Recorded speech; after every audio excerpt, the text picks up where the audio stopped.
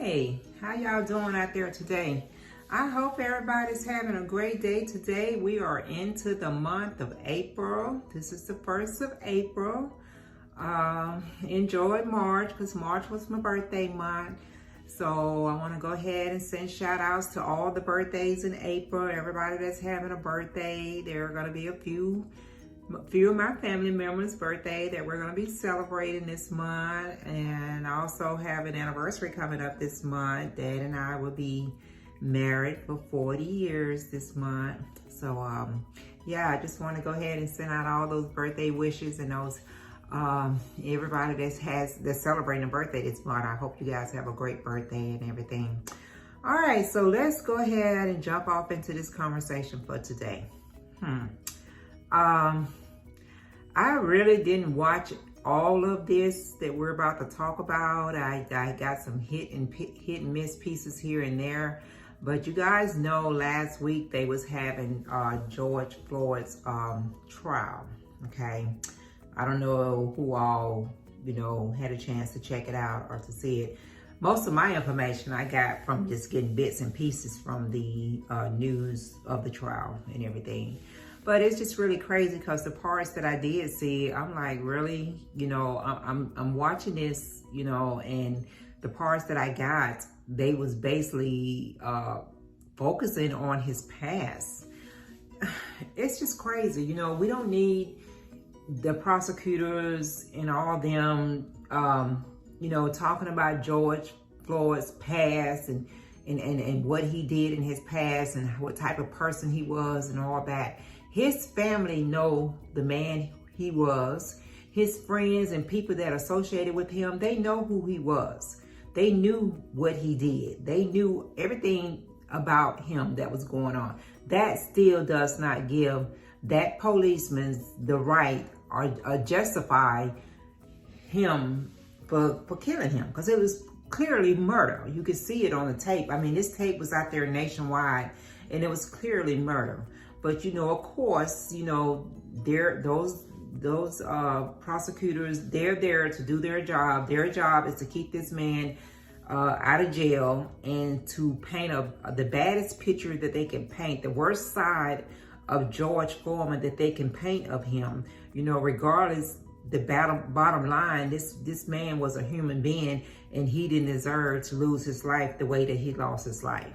Not to justify the reasons this cop did it. I mean, this is clear that this cop has hatred in his heart. This man, I mean, it was on national TV for us all to see, and it was played over and over and over and over. There is no justification. I don't care how much money they gave this family. I don't care, because I've heard some comments where they gave the family $27 million, the city did. I don't give a flipping flat what the city gave this family. None of that money came out of the pocket of that cop that actually murdered George Floyd. None of that. He's not paying a penny of that money. And none of that money is going to bring back George Floyd. George Floyd had a family that loved him. He has a daughter that has to live with this the rest of her life. His little girl, I think, is like 6, 7 years old. She's probably seen these images on TV of how her dad lost his life, and she's not gonna have him there. Nothing that they can say or nothing they can do to try to justify the loss of his life. The bottom line, it was murder. This man needs to be held accountable. This man needs to go to jail. They put the young guy up there, I think he's 19 years old, that was worked at the store that George went into with the fake $20 bill, and he's feeling all bad because he's the one that reported it to his manager, his store manager, that he felt like that was a fake bill. Now he's feeling bad because of the outcome of this, where I can understand it. He was just doing his job. But, it's just crazy. They showed a paramedic worker that was there. This young lady, she was there. She was asking him, hey, can I help him? Can I give him some type of medical treatment? I am a certified EMT worker, they didn't care about nothing. They didn't care about the people. They put the young lady on trial on there that filmed this video. She had her little niece or little cousin with her that was no more than about 8, 9, maybe 10 years old that witnessed all this. They didn't care nothing about what all these people's going through on top of what his family is having to go through. Their only concern is to keep this cop out of jail. You know, this cop, when he did what he did, he took the law into his hand. He was the judge, the prosecutor, the lawyer. He was all that. And he the one chose to not get his knee off of George's neck so George could breathe. I mean, he chose to do that. He would not even, you know, his workers, his cops that was with him, you know, he didn't even allow them to step in, or they said they was afraid. They said they was afraid to step in because the crowd was getting all out of hand. It's just no justification. You know, everybody's trying to cover their own behind. Everybody's trying to cover their own behind. The cops just stood there and watched it. They're trying to cover their behind. They trying to say that they felt like they was in a threatened situation because the crowd was getting louder. You know, this cop trying to, you know, they trying to throw out all this stuff about George Foreman past and all this stuff. None of that stuff matter because none of that stuff is going to bring this man back to life. I don't give a dang if they gave him billions of dollars. It's not going to bring back George Foreman. You know, the justice system, when you have to sit on the outside and you have to look at something like this happening, it makes you not want to trust the system. It makes you not want to trust it. And then they want to wonder why blacks are afraid of letting things go through justice. Or they, you know, why we don't want to fast jump to, oh, the justice is going to do the right thing, because we've seen time and time again that it doesn't play out that way. You know, you go to court, you go to trial, you try to live right, you try to do the right thing, regardless of what your past is. Just like George has a past, everybody in that courtroom has a past. That policeman that did that to George has a past, and some of his past was not good either, because they had already said that he had did some things that wasn't right before this incident with George. So everybody has a past while they're trying to focus on George's past, and it just doesn't make any sense that you know, you want to dig this up. And I know I understand you're trying to save this man. This is your job. This is what you're there to do. But I mean, right is right and wrong is wrong. This man needs to pay some time. This man needs to go to jail for murder. He needs to be held accountable. And it doesn't matter what kind of money that this family received, because they're not even going to get that whole $27 million. And hopefully they got it set up where his daughter will have some money set aside for her when she become an adult, or after she become 18, if she chooses to go to college or whatever she chooses to do with her life. You know, hopefully they got all that figured out and stuff. But none of that matters. You know, when something like this happens to people and they end up going through a lawsuit and they end up getting a little bit of money, that's the first thing out of other people's mouth on the outside looking in. They want to holler, oh, well, they got this money, they got this, they got that. It doesn't matter, because it's not going to bring that person back to that family member's life. That family has to live with them losing that family member for the rest of their life. They got to live through that. They got to remember how this person lost their life, and, you know, senselessly, for no reason at all over a $20 fake bill. You know, all over that. You know, even after they did all they did and got him on the ground, why did this cop not have enough in his heart just to get his freaking knee off of George's neck and let him breathe and go head on through the process and take him to jail, or whatever the case was? You know, you did not, once you got him on the ground, and you, every step of that process, those cops had a choice they could have made. They could have had, this whole outcome could have been different. They had a choice. That cop that actually had his knee on his neck had a choice on each step that he made. Every decision that he made that decision, I feel, out of hatred.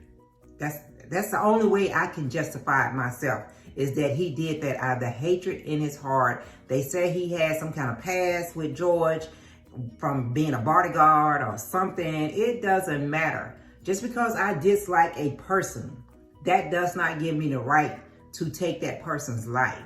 Everybody don't agree to agree. You can agree to disagree. Everybody don't have to like everybody, you know, but it doesn't give you a reason to do harm to that person just because you don't like them. You know, it's just so much. It's just so crazy, and that's why, you know, I didn't even want to watch it. I did not even want to watch it. I didn't want to play that scene that I seen last year with that going on. I didn't want to sit up there and even give that much energy to it, because the outcome of this is going to be what it is.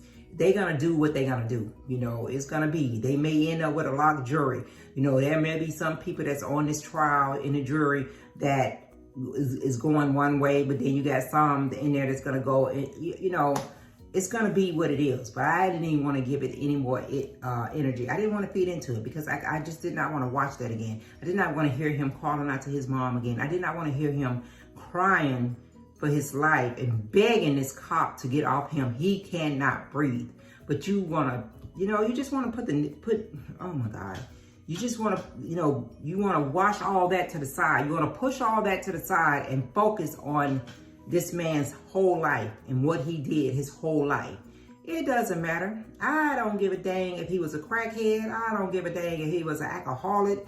I don't care what he did. His family knew him.